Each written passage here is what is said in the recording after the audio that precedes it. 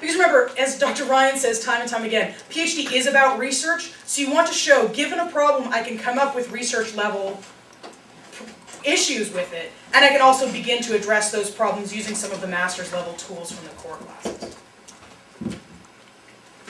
If you get together in teams, or really even if you just get together with yourself, studying as one, what you want to do is you really want to plan for the next 5 months. I think it's only 4 now, isn't it? Doesn't matter. It's a lot of time, don't worry.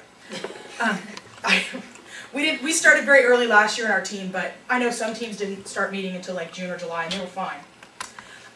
You really want to sit down and come up with a plan. Be realistic. If you're going home or if you're taking a vacation with your family, great. Don't think that you're going to read 16 books on your vacation unless you really are. I mean, be realistic. Take breaks. Give yourself buffer time. Give yourself time to get sick. Give yourself time to have problems with your job if you work. Give yourself time to go surfing or whatever it is that you enjoy doing. But you really want to hit the subjects. Brian's like, not a problem. Which subjects and when? I personally advise, this is just me, I picked the subjects I knew that I was the weakest in or that I needed the most studying in. I did those first and last. The tendency, through my limited experience as an instructor, is people like to do what they know. That's a waste of your time. For me, doing system analysis and design for 2 months just wouldn't have been a good use of my time. It would have been really easy. I would have spent a lot more time not studying, but that way if you have problems or questions or issues, one of my weakest parts was networking. I did okay in the class, but just when it came to recalling formulas and recalling all the details, I wasn't there. So I did it first, and then I made a list of, these are things that I do not want to persist into my long-term memory, but I want to know for the test. I made a list of those, like Shannon's formula and all those things that I would look up if I need them. So I went and I studied those, and then if I had any major questions, like I really didn't understand cryptography or really didn't understand security, I would bother Mega or High Chain or Bengisu, or even Professor Chatterjee himself if it had got to that point where I didn't understand something.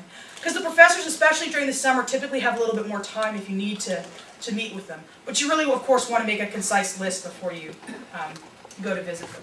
Well, I think the basis for planning, the basis for successfully completing any exam is planning.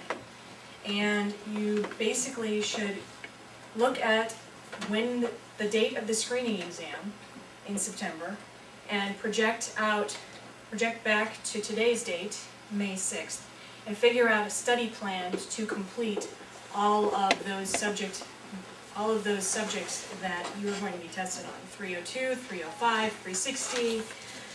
I don't know if they're testing IT Econ 363 anymore.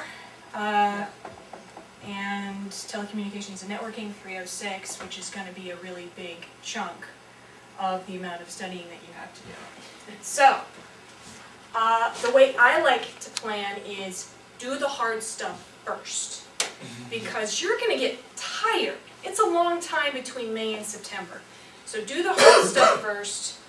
Whichever subject that is for you, study that one first in your study plan when you meet with your group.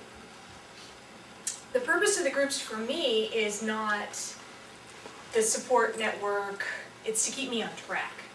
Because if I've got a plan, you know, if I'm just studying on my own, which unfortunately is what I did, I didn't have a group because I live in Santa Monica and I don't like to drive all that much.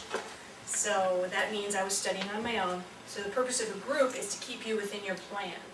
And if you've taken project management or 305, you know that in your plan you should include schedule slack.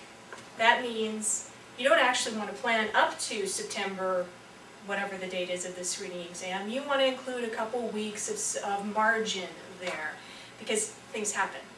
People go to weddings, people go to the hospital, stuff happens. Children get sick. Children get sick. And you do not want to not have time to relax because you need to come down. My colleagues. I use this philosophy. I know this much, I can probably learn this much, and this is the sphere over which they can ask questions. And I left last year after Wayne and, who else was here last year? Can't remember. Morales. But I was panic stricken, right? Because I'm like, know the articles, know the keynote speakers, know this, know that, know that. I thought, okay, there's some things I am just not going to know, and there's some things I'm not going to have time for. So what I could focus on is, what I did is, and this is this thinking positive is in me, you'll see how badly I get to planning. I had all the books listed that I had read or partly read or, You pretended to have read across here. And then I had chapter numbers down this way. And then I listed page numbers in here. How many pages, literally how many pages in each chapter. And I'll tell you why, I'm a slow reader. And if I said to myself, I'm gonna go read 5 chapters a day, how many chapters am I behind on day 2? At least 4, because I ain't reading 5 chapters, right? And inevitably there's a 90-page chapter or something, right? So I literally said, okay, here's how many here's how many pages I have to read. And it was about 1,500, which is somewhat daunting, or 1,800 or whatever. So in your schedule, make sure that you have 15-20 days to one subject, and in the last 15 days you're going through each subject again.